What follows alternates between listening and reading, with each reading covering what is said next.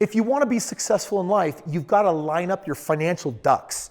Today on this video, I want to share with you 8 financial tasks that you should complete by the age of 30, and it's going to set you up for a way better financial life.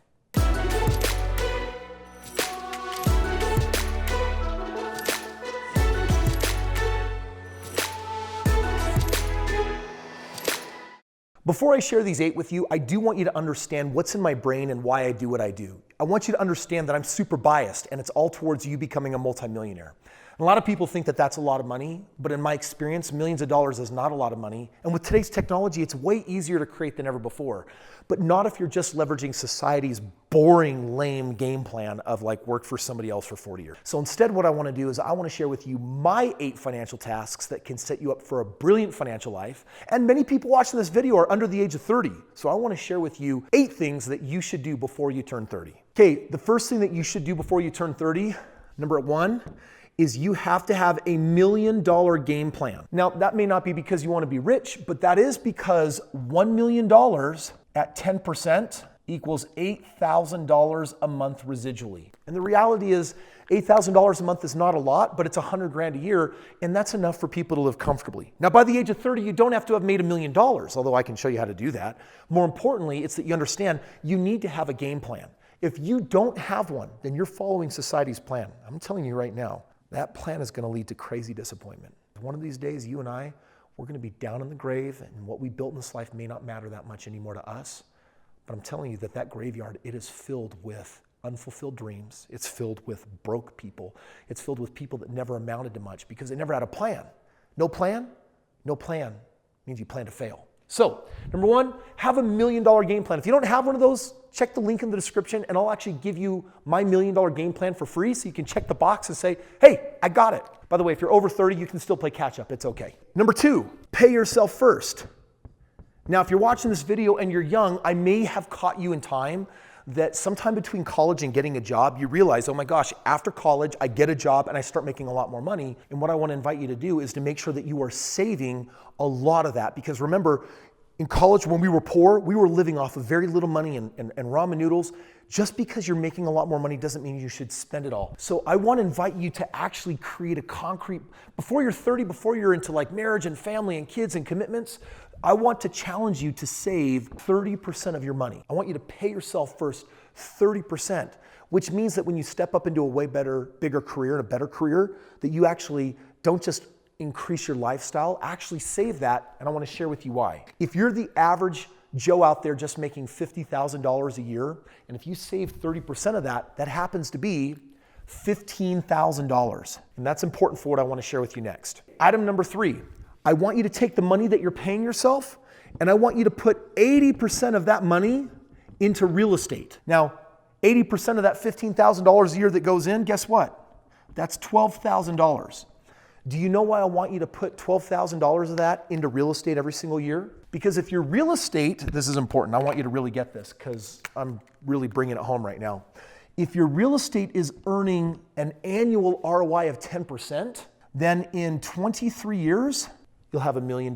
If you're in my private real estate investors club and you're doing 20% more plus a year, when you're doing 20% on real estate, in 15 years, just under 15 years, you'll have $1 million. Now, by the way, I show people how to do it a lot faster than that. That's kind of like for the long haul, but you know what? Before you're 30, if you have $1 million game plan, you are setting an aggressive amount of money aside and putting it into real estate, then the reality is when you're still young, when people haven't even started planning for retirement, you've already made $1 million, which means what? $8,000 a month residually, you can quit that job, or you can just have more money in the bank or accelerate and go faster and do what you want with your life. Number 4, you're young. You could buy a lot nicer car when you're single and just out of college, but what I want you to do is I want you to delay gratification on the car. I want you to buy half the car that you normally could, okay? You don't have to have a Lexus or a Mercedes.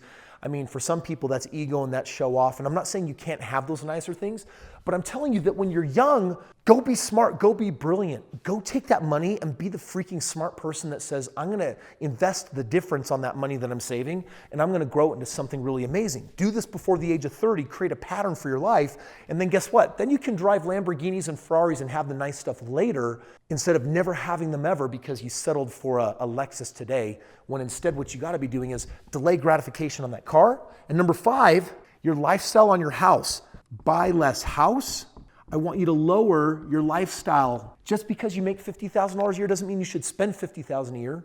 If you're making $120,000 a year, that doesn't mean that you should spend $120,000 a year. That's Parkin's Law. That's what unconscious, untrained financial people do.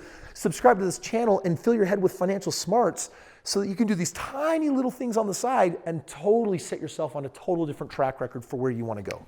Number 6, this is really important. Despite what people have told you, I want you to get 3 credit cards and I want you to keep them paid off. Now, there's a lot of misperceptions about what to do with your credit and how to actually train yourself in life, but here's what I want you to understand. Credit is really important. I get millions of dollars in debt from taking the bank's money and I put it into assets that produce all of this money for me. And so I let other people's money work for me. It's called OPM, other people's money. And the only way you're ever going to get significant amounts of OPM, should you ever want it one day, is if you first can show responsibility with 3 really basic, stupid credit cards. It's got to be 3 because some banks won't work with you if you only have 2. You got to have 3 lines of credit that revolve. That's 3 credit cards. Now, I'm not telling you to go into credit card debt. What I want you to do is buy your groceries and get your gas, and I want you to put a couple $100 here, here, here, and then pay it off every single month. Keep it paid off.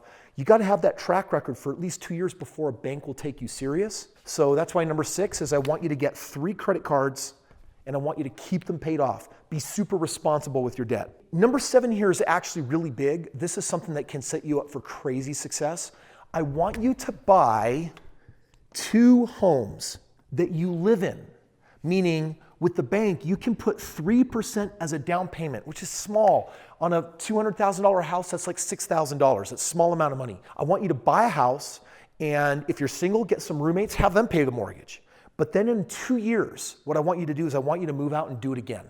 Now I get it, some people are like, oh, moving is the worst. But that first house becomes an investment property. And if you bought it appropriately, you can rent it out and now you're making a cash flow. Or you're doing my lease option system and you're making $500 a month, $5,000 up front, and tens of thousands of dollars when you sell it. Here's what I'm telling you.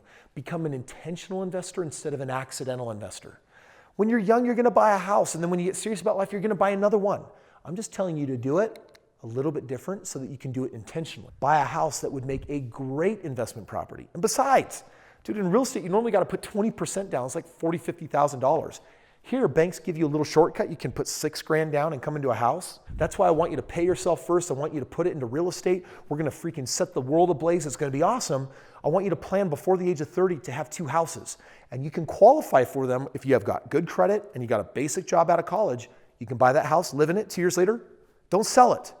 Rent it, keep it, and become a real estate investor, meanwhile live in the second house. And number 8 of all of these, I have saved the best for last. It is the thing that has impacted my financial future more than anything else that I've ever done. And before I tell you what it is, I want you to know something. If you're liking this information and you're like, oh my gosh, Kris, this is really great, but how do I make 10 and 20% on real estate? Or how do I know how to do some of these things?